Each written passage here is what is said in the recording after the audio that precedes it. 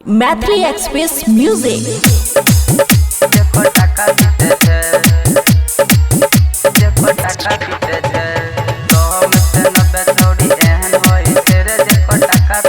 खुशी recording studio Baluaha. आइ काल के छोरी सबसे कौड़ी है नहीं प्यार रे, प्यार करके दूसरा संग बोझे तो फरार रे, प्यार करके दूसरा संग बोझे तो फरार रे।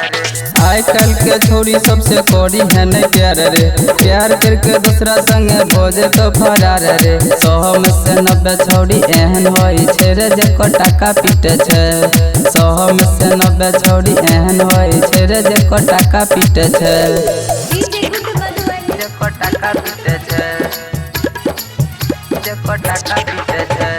100 में से 90 छोरी एहन होई छे रे जेको टाका पीटे छे।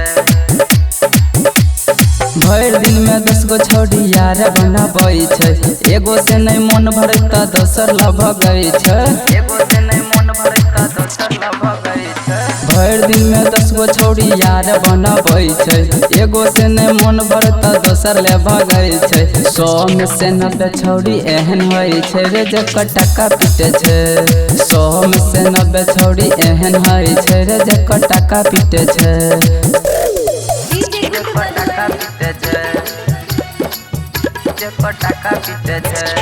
100 में से 90 छोरी एहन होई छै रे जेको टाका पीटे छै।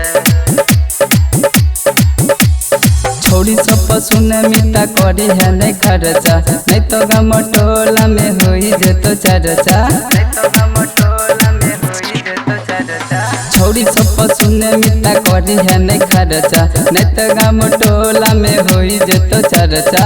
गायक पंकज के दिल टूटल छे रे जेको टाका पीटे छे, गायक पंकज के दिल टूटल छे रे जेको टाका पीटे छे। राजकिशोर के दिल टूटल छे रे जेको टाका पीटे छे। खुशी रिकॉर्डिंग स्टूडियो बलुआहा।